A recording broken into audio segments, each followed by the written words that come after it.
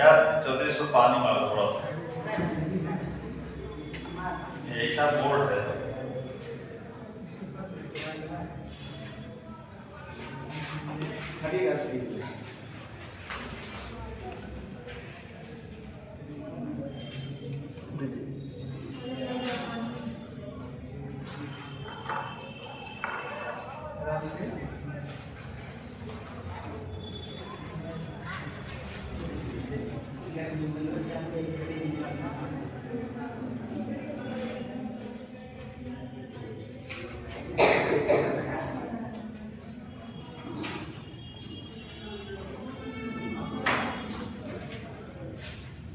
चलिए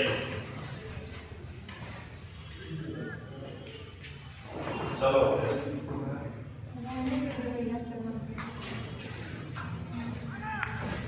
सैयद वंश का संस्थापक कौन है? सैयद वंश का स्थापना कौन किया? हिजरत। उपाधि इसकी क्या थी?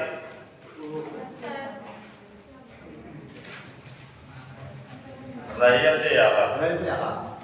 तो सैयद वंश का जो अंतिम शासक था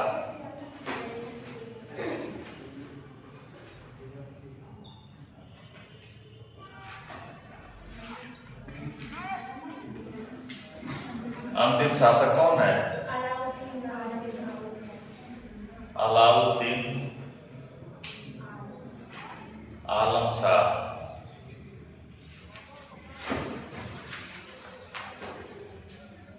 यह शासन किया 1445 से 51 तक,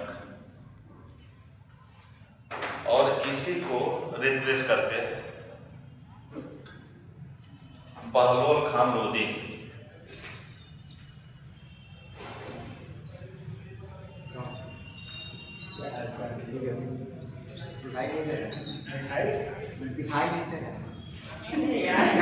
घर परिवार भी है, बीवी बच्चे भी हैं। ठंडी का प्रभाव नहीं है। क्या? पूछ रहा ठंडी पर, ठंडी देखो सर को लग रही है, हमको नहीं लग नहीं, आपको ठंडी अधिक लगती है, ठंडी लगती है, गर्मी भी अधिक लगती है, दोनों। इसीलिए मैं डबल जैकेट पहनता। हाँ चलिए, बहलोल खान लोदी अलाउद्दीन आलम शाह को रिप्लेस करके यही शासक बना 1451 ईस्वी में, और इसी को लोदी वंश का संस्थापक माना जाता है।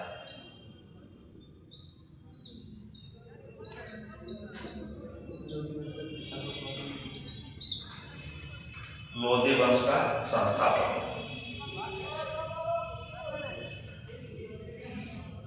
पूरे सल्तनत काल के इतिहास में लोदी वंश तुर्क न होकर अफगान थे। ये क्वेश्चन कई बार पूछा गया है कि मध्यकालीन भारत के इतिहास में कौन सा वंश अफगान वंश से संबंधित है, तो ये यही थे। इसके पहले के जितने भी आए, चाहे वो ऐबक से लेके सीधे कहां तक, सर पहले अफगानों का अपना महत्व नहीं था, लेकिन इस वंश के संस्थापक लोदी वंश मूलतः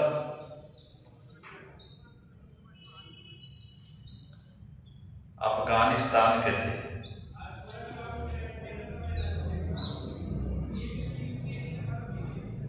इसलिए सल्तनत कालीन इतिहास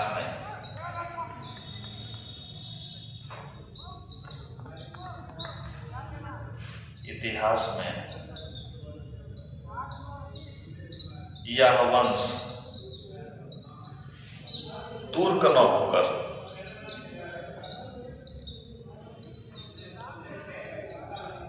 अफगान वंश था। लोदी वंश का मतलब क्या है? ये अफगान वंश। इसके पहले के जो भी वंश आए, चाहे गुलाम वंश था, गुलाम वंश के बाद बलबनी वंश आया, बलबन तो गुलाम नहीं आता है, उसके बाद अलाउद्दीन खिलजी वंश आया, सब के सब तुर्क है। अब तुर्क किनको कहा गया? जिनके पूर्वज कहीं ना कहीं तुर्किस्तान अर्थात टर्की से संबंध रखते थे, उनको कहा गया तुर्क। इनके पूर्वज लोदियों के पूर्वज समुद्र रखते थे कहाँ से? अफगानिस्तान से, इसलिए इनको अफगान वंश कहा गया। एक अफगान वंश और बीच में आएगा, शेरशाह सूरी वाला। तो पूरे मध्यकालीन भारतीय इतिहास में 2 ही वंश अफगान वंश थे, बाकी सब के सब तुर्की थे। सर एक और क्वेश्चन है, हाँ। पूछूं? बोलो। सर कहा जाता है कि भारत के लोग बाहर के दर्शन से ज़्यादा प्रभावित हुए, अब बाहरी जितने भी लोग हैं पूरे वर्ल्ड को ले लेते हैं, तो भारत के ज्योतिष से प्रभावित है, कैसे किस तरह? देखो, जो ज्योतिष है, ज्योतिष की मूल उत्पत्ति भारत से ही है। अब कौन आदमी नहीं चाहता है कि हम अपने भविष्य को जाने? कौन नहीं चाहता बताओ? चाहता तो सब है, लेकिन जब चाहता है ये इच्छा इंसान के अंदर है, इंसान सब जगह रहते हैं, इसके डेवलपमेंट और जगह भी तो होना चाहिए। डेवलपमेंट और जगह इसलिए नहीं हुआ कि उस तरह की जो चीजें अन्य जगहों पे, जैसे कि जो भारत की जो सभ्यता है वह प्राचीन काल से एक सभ्य सभ्यता है, सभ्य सभ्यता है। और यहाँ के लोग प्राचीन काल से खोजी किस्म के थे। आज जो खोजी किस्म के हैं वही ज्योतिष का निर्माण किए, और पूरे दुनिया के लोग ज्योतिष से इसलिए प्रभावित हुए। उसके पीछे है मानव इच्छा। हर एक मानव चाहता है कि हमारा कल कैसा, उसको मैं जानूं। यदि 100 लोगों को तुम बताए कि कल जो है आपको ये मिलेगा, 100 में से भी 10 का सही हो गया, तो वो 90 हाशिए में चले जाएंगे। वो 10 इतने जगह प्रचार कर देंगे ताकि वह एक व्यक्ति है जो क्लियर कट एकदम भविष्यवाणी कर दे। ये भी ज्योतिष के बारे में कहा जाता है, ज्योतिष कभी गलत नहीं होता है, उसको लगाने वाले लोग गलत होते हैं, क्योंकि इंजीनियर 3 साल का है। अब जो कहे हो कि सबसे पहले भारत के लोग और भारत में ही क्यों आया, ये बताओ। शून्य का आविष्कार कहाँ हो रहा है? आर्यभट्ट कर रहे हैं। तीन वही अवस्था में जल होता है, लगा भी नहीं पड़। और यह भी है, आर्यभट्ट यह भी कह रहे हैं कि पृथ्वी गोल है। सबसे पहले व्यक्ति हैं जो कहते हैं पृथ्वी गोल है। ये पहले व्यक्ति हैं जिन्होंने कहा कि पृथ्वी सूर्य का चक्कर लगाती है। पहले व्यक्ति हैं पूरी दुनिया में। लेकिन जो साम्राज्यवादी इतिहासकार थे, जो अंग्रेजों के जमाने में जो इतिहास लिखा गया, उनके पास उनका एक ट्रेंड हुआ करता था कि व्हाइट मैन बर्डन की थियरी को साबित करना। व्हाइट मैन बर्डन की थियरी है कि हम गोरे लोगों के कंधे पे जिम्मेदारी है कि काले लोगों को सभ्य बनाए। तो यदि काले लोगों को ही अगर बढ़ा चढ़ा दिया जाए तो सभ्य कैसे बनाएंगे? यही की चीजों को अपना बना के, और जो यहाँ का मूल था उसको दबा के 17वीं शताब्दी में आके कैपलर इस बात को कहता है। कैपलर को बढ़ावा दिया गया, लेकिन आर्यभट्ट को बढ़ावा नहीं दिया गया। इसीलिए कहा जाता है भारत के आजाद होने के बाद इतिहासकारों का एक पैनल बैठना चाहिए और निष्पक्ष इतिहास लिखा गया करके जो यहाँ का मूल चीज है उसको हाईलाइट करना। हाँ, राष्ट्रवादी इतिहासकार आए, लेकिन इतना हाईलाइट कर दिए कि वो भी ट्रैक से उठा। सर उस तरह की कोई सरकार भी नहीं है, हो सकता है बीजेपी कर दे,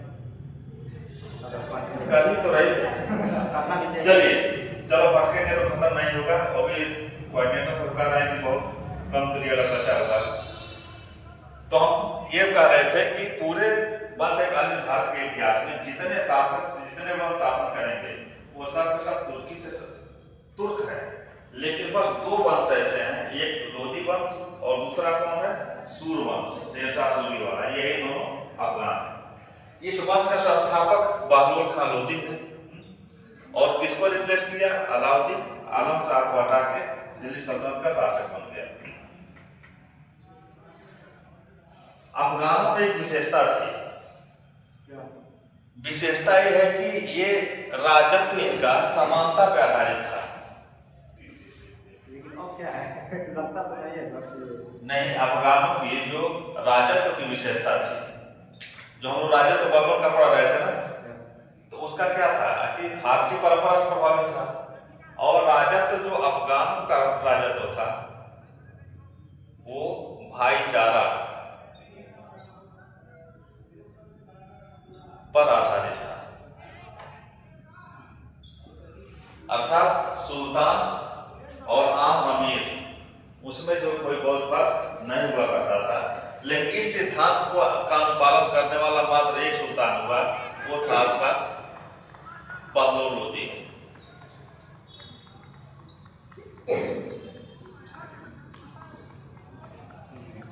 अफगानों के भाईचारा के सिद्धांत को अपनाने वाला एक सुल्तान था अफगानों में, उसका नाम था बहलोल खान लोदी।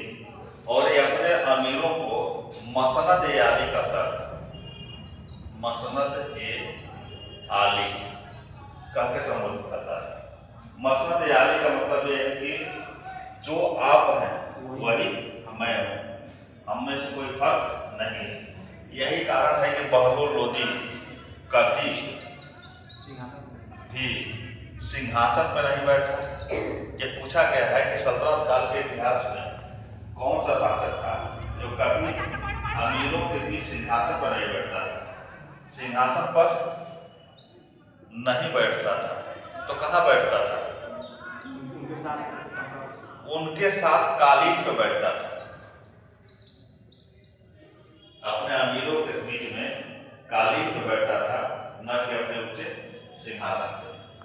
इसका जो मेन कार्य है वह सर्की वंश के शासकों से, सर्की वंश के शासकों से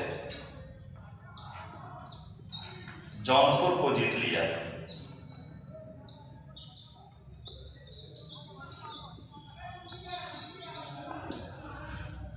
यही इसका मुख्य कारण है, और कोई विशेष कुछ किया नहीं, जबकि शासन बहुत लंबे समय तक किया। कब से कब कर रहा है? 1451 से 1489 ईस्वी तक शासन किया है। 1451 से 1489।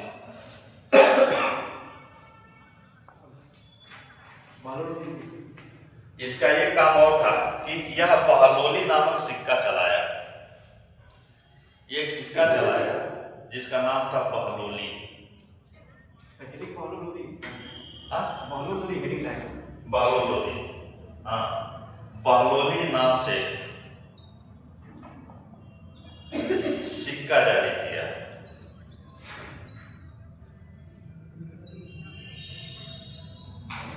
और यह सिक्का अकबर के काल तक, अकबर के शासन काल तक विनिमय का माध्यम बना रहा।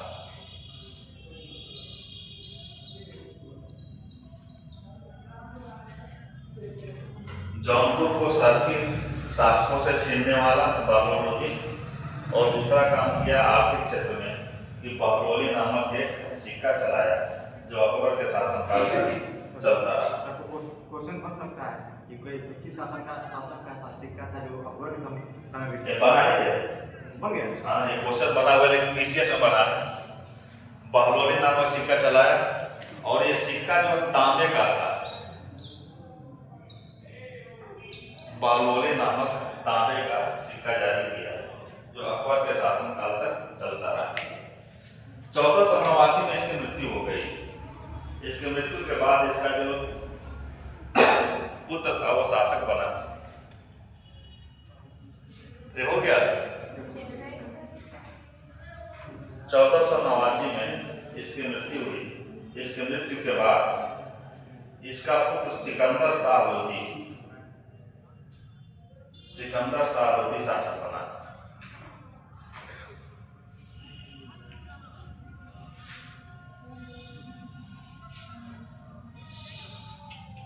चौदह सौ 89 में बहलोल खान लोदी की मृत्यु हुई।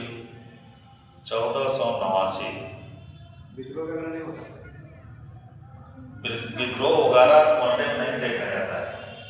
विद्रोह अभियान ये एक एक करके सिविल के टॉपिक है। अगर जो इसमें विद्रोह और अभियान की बात होती तो अभ्युदय कभी एक विषय के 25 पीरियड नहीं देता है। वनडे में माना जाता है कि एकदम सिंपल क्वेश्चन पूछे जाते हैं। मैंने एक बार अंतर बताया जीके और जीएस। आप लोगों का जो वनडे है वो जीके पे आधारित होता है और सिविल होता है जीएस पे आधारित होता है। जीएस का मतलब ये है कि गहराई में जाना और जीके का मतलब कि उस टॉपिक के बारे में थोड़ा सा जानना, इसलिए 25 पीरियड दिया है। 1489 में मृत्यु, और इसकी मृत्यु के बाद सिकंदर लोदी शासक बना, और सिकंदर लोदी 1489 से 1517 ईस्वी तक शासन किया। 1489 से 1517 ईस्वी तक शासन किया।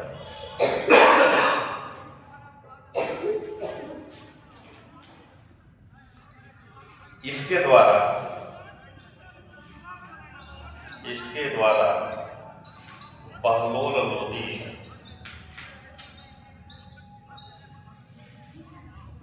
का के भाईचारे वाले राजत्व नीति का परित्याग कर दिया गया। ये अपने अफगान सरदारों के बीच में नहीं बैठता था, ये सिंहासन में बैठता था और सिंहासन में बैठ के सरदारों को आदेशित करता था। हाँ,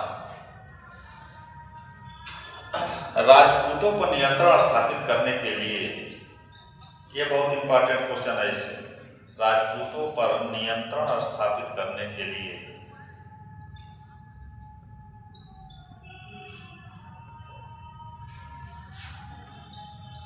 करने के लिए 1504 ईस्वी में आगरा शहर बसाया, अर्थात 1504 के पहले आगरा नहीं था। आगरा को बसाने वाला कौन सा शासक है? सिकंदर शाह लोदी।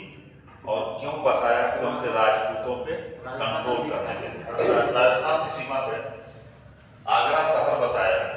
सर, तो आगरा का उसके पर कुछ नाम तो हुआ होगा? साधारण दबा होगा। देखो, कोई नाम उसका स्पेशल नहीं था, वो एक तरह से रेगिस्तानी और जंगली एरिया था। वह शिकार करने गया था वहां पे, यमुना नदी का किनारा है, दिल्ली से जो है शिकार करने गया था। तो एक ऊंचे जगह पे वो खड़ा हुआ, ऊंचे जगह पे खड़ा होके वह राजस्थान की तरफ देखा और उसी को कहा अग्रहार। अग्रहार, तो इसी अग्रहार का आगे चल के रूप बन गया क्या? आगरा। यही इसलिए नाम पड़ा था। आगरा शहर बसाया, इसके पहले इसकी राजधानी है, इसका महल का होगा ना? किसका? दिल्ली सल्तनत की राजधानी दिल्ली थी। दिल्ली से वहां पे गया था, यमुना नदी किनारे। अग्रहार का मतलब होता है कि अगला जो मेरा आहार है, आहार का मतलब कि जो अगला अभियान है वो है राजस्थान में, और उसके लिए उचित स्थान यही है। तो इसीलिए आगरा शहर 1504 ईस्वी में बसाया और 1506 ईस्वी में दिल्ली से राजधानी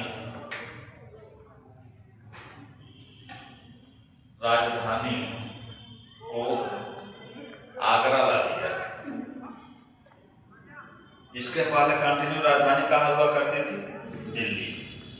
और 1506 से राजधानी कहाँ हो गई? आगरा। यही कारण है कि मुगल जब आए तो मुगलों की जो पहली राजधानी थी वो भी थी कहाँ? आगरा ही। आगे चलिए। यह गुलरुख उपनाम से कविता लिखता था। गुलरुखी उपनाम से कविता लिखता था।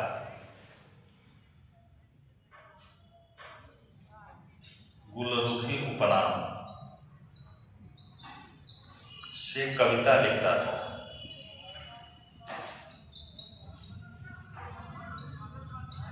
इसीलिए कि इसकी उपाधि भी थी सिकंदर लोदी की गुलरुखी। गुलरुखी उपनाम से कविता लिखता था, इसलिए इसकी एक उपाधि गुलरुखी की भी थी, गुलरुखी भी थी। गुलरुखी का मतलब क्या होता है? हाँ? गुलाबी चेहरा। तो ये तो पुरुष था ना। क्वेश्चन यही पूछा था कि निम्न शासकों में से किसकी उपाधि गुलरुखी थी? तो सिकंदर सालुकी है जो अपना उपाधि गुलरुखी रख लिया था। तो क्या गुलरुखी कारण बताकर रखा हुआ है सर। गुलाबी चेहरा पुरुषों में नहीं होता है? महत्व उतना नहीं कोई करता है ना। क्यों? पुरुष का उपार्जन ताकत बहादुरी से है। अरे यार, चेहरे की प्रशंसा पुरुषों की नहीं की गई है, बस इसीलिए चेहरे की प्रशंसा औरतों की गई है। हाँ? पुरुष की पौरुष की प्रशंसा की गई और औरत के चेहरे की प्रशंसा की गई, ठीक ना? तो अपना उसका मन था, सुल्तान था, सुल्तान सब कुछ होता था, जो भी उपाधि रखे, गुलरुखी रखे चाहे गुलरुख रखे। चलिए अगला। गुलरुखा। हाँ वो ठीक था। ऐसे मजबूत करता है। नहीं तो अब उस समय के भी तो विद्वान रहे होंगे। इतिहास संशोधन करेंगे। चलिए अगला पॉइंट है, यह कट्टर सुन्नी मुसलमान था। कट्टर सुन्नी मुसलमान था।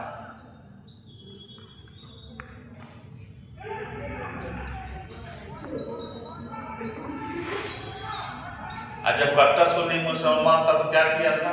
तो मंदिर में थोड़ा नहीं, मंदिर तो तोड़ना आम बात थी। दो काम किया।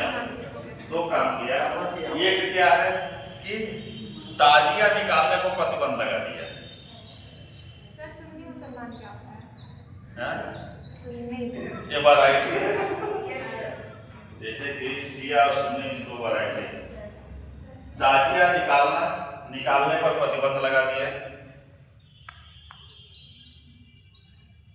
क्योंकि ताजिया निकालते हैं कौन? शिया वाले। और दूसरा, मुस्लिम महिलाओं को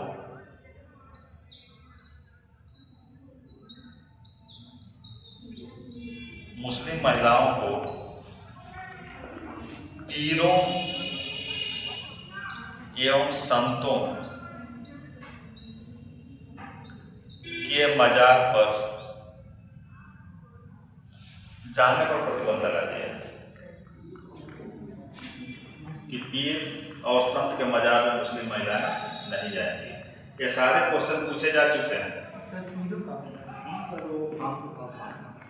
ये तो ठीक है। पीर का मतलब ये होता है कि जो इस्लाम में जो मौलवी वर्ग होते हैं उनकी मृत्यु के बाद जो मजार बनता है वो पीर का मजार कहा जाता है। ये रूल का सिर्फ मुस्लिमों के लिए या हिंदुओं के लिए भी? क्या? ये जो पीरों के वो स्थान पर नहीं जाएंगे औरतें, तो हिंदू भी नहीं जाएंगे? हिंदू तो जाते ही नहीं थे। हिंदू अपने मंदिर पे नहीं जाएगा, अपने जो माथा वगैरह है देखो, हिंदू पे कोई प्रतिबंध नहीं लगाया, क्योंकि हिंदू महिलाएं निकलेंगी तभी तो उत्सव देखेंगे वो लोग। तो वैसे भी इस्लामी दुनिया में हिंदू औरतें निकलती नहीं थी, क्योंकि सबसे बड़ा भय यही था। यही कारण है कि जब मध्यकालीन भारत का इतिहास है, इसी में जो सारी बुराइयां पैदा हुई, पर्दा प्रथा और बाल विवाह, और ये दोनों बुराइयां शिक्षा को खत्म कर दी। क्योंकि प्राचीन काल में आप लोग पढ़े हैं, वैदिक काल में, कि महिला और पुरुष दोनों को शिक्षा प्राप्त करने का अधिकार था। महिला और पुरुष दोनों जनेऊ धारण करते थे, यज्ञोपवीत दोनों धारण करते थे, कोई अंतर नहीं था। लेकिन आगे चल के इतने अधिक भारत पे आक्रमण हो गए, और आक्रमणकारी के जो केंद्र बिंदु जो लूटना था उसको दो चीज लूटना, स्त्री बच्चे था, स्त्री और धन। बच्चे भी नहीं छोटे, बच्चों को क्या करें? ले जाए बुरा मनाएगा। ठीक है, लेकिन जो मुख्य था वो दो ही, स्त्री और धन। यही कारण है कि भारत के लोग अपने इज्जत जो जोड़ा गया वो महिलाओं के कदम से जोड़ा गया। तो महिलाओं को जो बचपन में ही शादी कर दी जाती थी, जो शादीशुदा हो गए तो उसमें जो है ध्यान होगा कम आता है। तो मजबूरी में ये सब कुप्रथाएं अपनाई गई, हंसी खुशी नहीं अपनाई गई। चलिए, कट्टर सुन्नी मुसलमान था, इसने ताजिया निकालने पर प्रतिबंध लगा दिया और मुस्लिम महिलाओं को पीरों एवं संतों के मजार में जाने से प्रतिबंधित कर दिया। इसकी गुप्तचर व्यवस्था, अगला पॉइंट, इसकी गुप्तचर व्यवस्था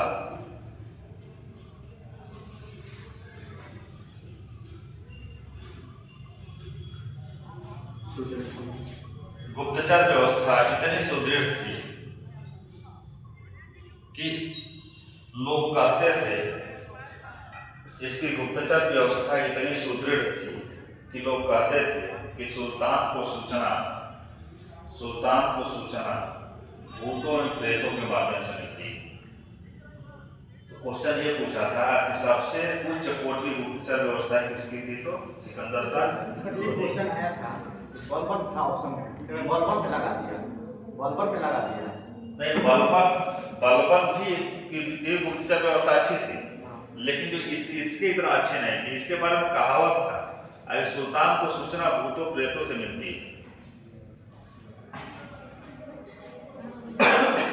उस तरह से गुप्तचर व्यवस्था देखोगे, बलबन है, अलाउद्दीन खिलजी है, सबकी उच्च कोटि की है, लेकिन उच्च कोटि में सबसे उच्च कोटि की जो व्यवस्था थी सिकंदर शाह लोदी की। इसके द्वारा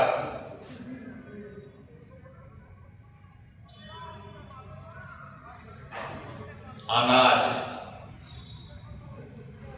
से चुंगी हटा दिया गया, चुंगी कर। टोल टैक्स, जब व्यापारी अनाज लेके राज्य में प्रवेश करते थे तो उनको चुंगी देना पड़ता था, उस चुंगी को समाप्त कर दिया। और साथ में जो व्यापारी कर था, व्यापारी कर क्या था? जो अभी हम लोग देते हैं ज़कात, इसको भी ये हटा दिया। इसका परिणाम ये हुआ कि वस्तुएं सस्ती हो गई। राजस्व को नुकसान नहीं हुआ, राजस्व को नुकसान नहीं हुआ।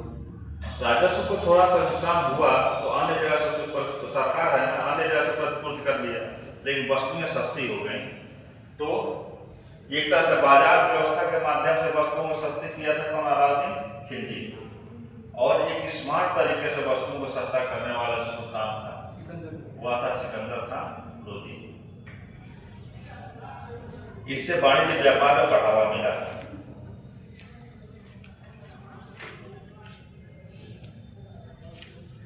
इसने अगला, इसने लिखते जाओ इसको, इसने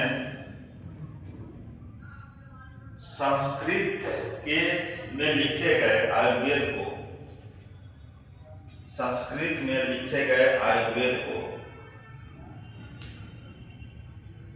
फरहंगे सिकंदरी के नाम से, फरहंगे सिकंदरी के नाम से फारसी में अनुवाद कराया। ये काम अच्छा किया। संस्कृत में लिखे गए आयुर्वेद के ग्रंथ को फरहंगे सिकंदरी के नाम से फारसी में अनुवाद कराया है। क्वेश्चन ये पूछा था कि फरहंगे सिकंदरी की विषय वस्तु क्या है? तो आयुर्वेद है। अगला पॉइंट,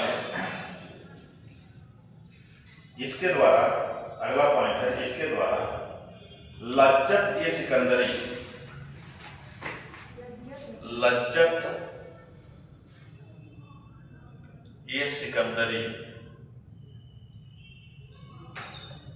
नाम से, लज्जत ये सिकंदरी नाम से संगीत पर एक महत्वपूर्ण ग्रंथ लिखवाया गया। तो दो चीजों को बहुत ही जो इसमें इंपॉर्टेंट है, लज्जत ये सिकंदरी और फरहंगे सिकंदरी। पूछता यही है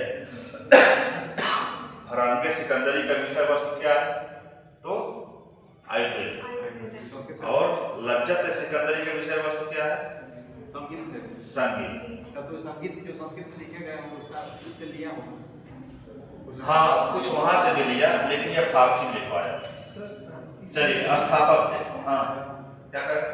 सिकंदरी नाम से संगीत पर एक महत्वपूर्ण ग्रंथ की रचना करवाया। ग्रंथ।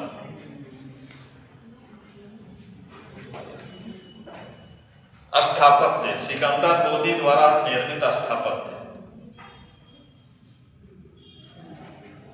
सिकंदर लोदी द्वारा निर्मित स्थापत्य। बड़ा गुंबद, दो स्थापत्य का निर्माण करवाया, एक था बड़ा गुंबद और दूसरा है, कहाँ है ये बड़ा? सब दिल्ली में है, मोठ मस्जिद। ये मोठ मस्जिद कई बार पूछी गई है। बड़ा गुंबद और मोठ मस्जिद, ये दोनों बनवाया दिल्ली में।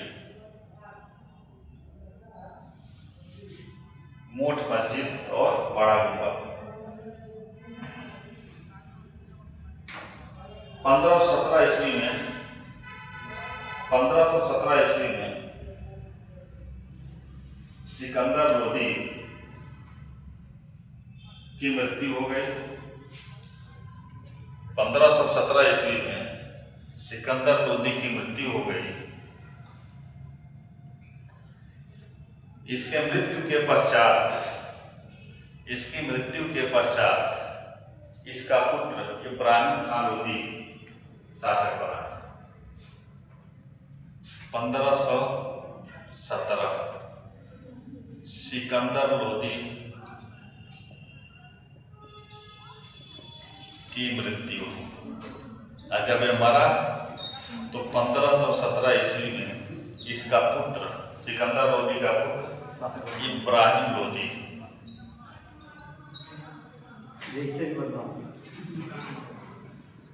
शासक बना। इब्राहिम लोदी शासक बना,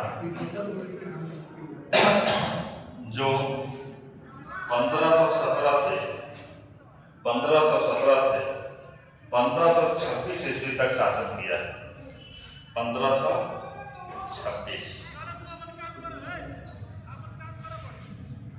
यही सल्तनत का अंतिम सुल्तान। कौन? इब्राहिम लोदी।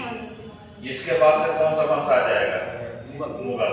बाबर आएगा, पानीपत का प्रथम युद्ध होगा और उसमें इब्राहिम लोदी मारा जाएगा, सल्तनत खत्म और मुगल वंश शुरू। चलिए 1518 ईस्वी में जो शासक बना तो 1518 ईस्वी में दो काम किया है। 1518 ईस्वी में दो काम किया, ग्वालियर पर विजय हासिल किया, ग्वालियर को जीत लिया, और दूसरा खतौली का युद्ध लड़ा। हाँ, खतौली का युद्ध, और इस युद्ध में इब्राहिम पराजित हुआ। कौन था? हाँ, कौन हराया? राणा संगा। खतौली का युद्ध राणा संगा और इब्राहिम लोदी के बीच हुआ था। हरा दी तो कैप्चर क्यों नहीं करते थे? ये विवाद है ना। देखो, कैप्चर करने में हराने में दोनों अंतर होता है। जब पूरी तरह से ये शक्तियां हैं, ये छोटे मोटे लोग नहीं कि खतौली कहाँ पे है? खतौली राजस्थान के कोटा जिले में, वहां पे युद्ध लड़ा गया, ये हार गया। हारने के बाद पीछे आ गया आगरा। तो अब राणा सांगा के साथ भी तो मजबूरियां थी, उसके राजधानी पर कब्जा करना। पीछे जाएंगे तो जब और आश्चर्य होगा। वही बात, इब्राहिम लोदी और राणा सांगा के बीच कौन सा युद्ध हुआ? खतौली का युद्ध। कब हुआ? 1518 ईस्वी में इब्राहिम लोदी पराजित हुआ। इसका परिणाम ये हुआ कि राजपूत इब्राहिम लोदी के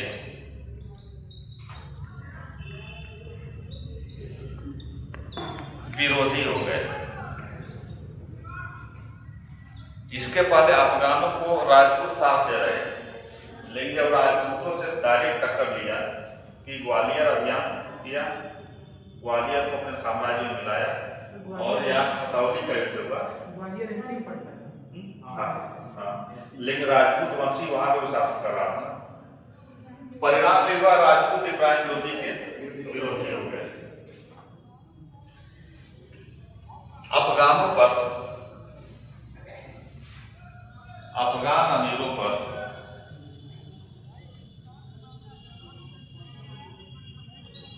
कठोर प्रतिबंध स्थापित किया।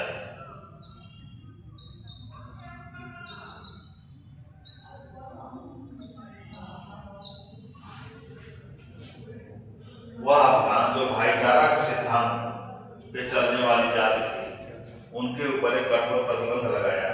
इसका परिणाम ये हुआ कि अफगान भी इसके विरोधी हो गए। अगर विरोधी हो गए तो इन्हीं अफगानों में से लाहौर का इक़्तिदार, ये कई बार पूछा गया है कि लाहौर का इक़्तिदार कौन था जो बाबर को आमंत्रित किया। लाहौर का इक़्तिदार दिलावर खां लोधी, दिलावर खां लोधी एवं इसके चाचा आलम खां लोधी।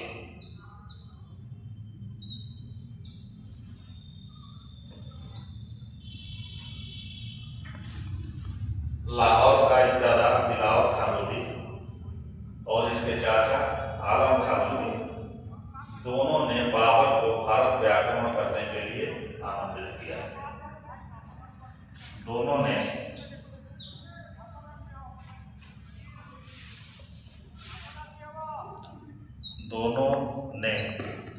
बाबर को भारत पर आक्रमण हेतु आमंत्रित किए।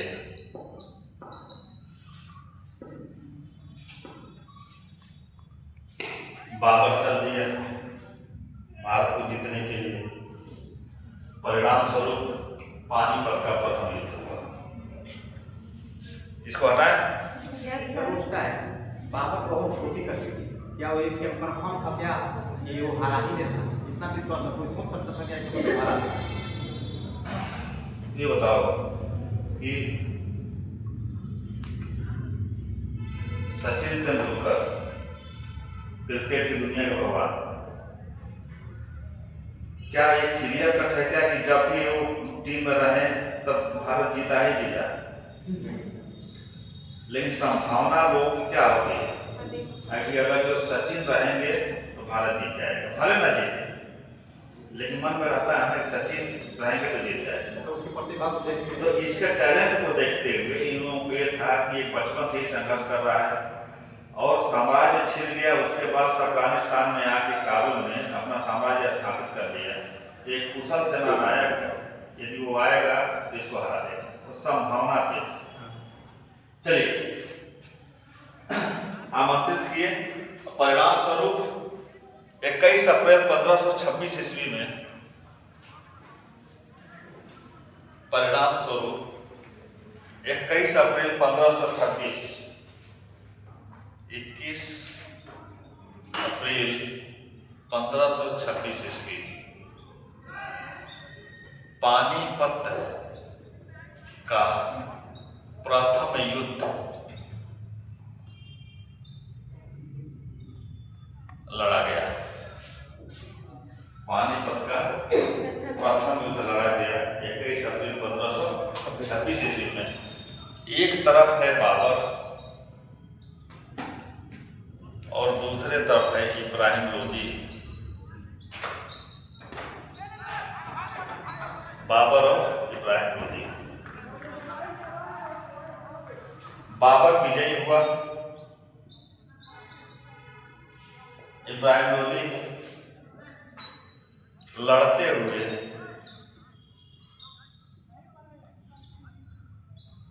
युद्ध भूमि में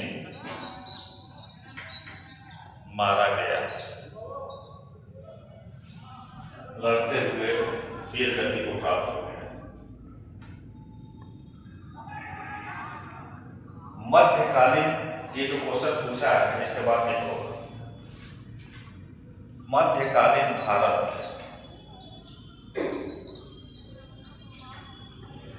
भारत के इतिहास में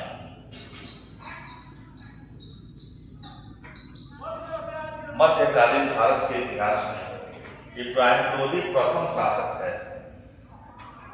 मध्यकालीन भारत के इतिहास में इब्राहिम लोदी प्रथम शासक है या प्रथम शासक था जो युद्ध भूमि में मारा गया। इसके पहले कोई सुल्तान युद्ध भूमि में लड़ते हुए नहीं मारा गया था। क्वेश्चन यही पूछा था कि निम्न में से कौन सा सुल्तान युद्ध भूमि में वीर गति को प्राप्त हुआ था, तो इब्राहिम लोदी। इसके अलावा कोई भी मध्यकालीन भारत के इतिहास में सुल्तान युद्ध भूमि में नहीं मारा गया।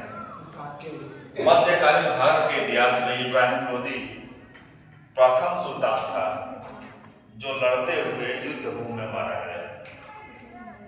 मध्यकालीन भारत के इतिहास में इब्राहिम लोदी प्रथम सुल्तान था जो लड़ते हुए युद्ध भूमि में मारा गया।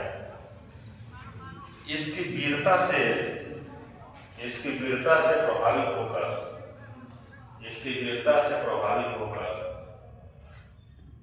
बाबर ने पानीपत के मैदान में ही इसके मकबरे का निर्माण करवाया। इसकी वीरता से प्रभावित होकर बाबर ने पानीपत के मैदान में ही इसके मकबरे का निर्माण करवाया। इसके मकबरे का निर्माण करवाया।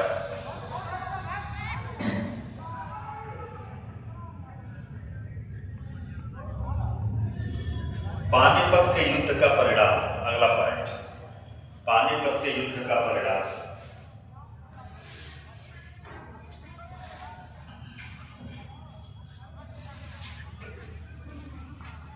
पानीपत के युद्ध का परिणाम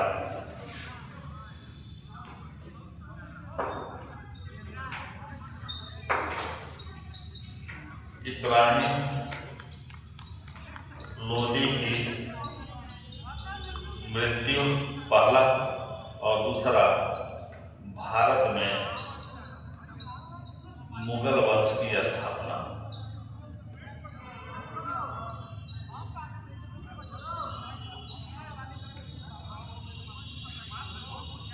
पानीपत के युद्ध का दो परिणाम निकला। एक तो इब्राहिम लोदी मारा गया, और जब मारा गया तो क्या हो गया, मुगल वंश की स्थापना। लोदी ये का स्थापत्य इसका है, इब्राहिम लोदी द्वारा निर्मित स्थापत्य। इब्राहिम लोदी द्वारा निर्मित स्थापत्य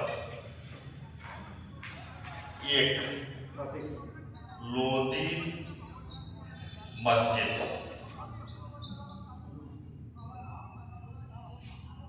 1523 ईस्वी में बनवाया।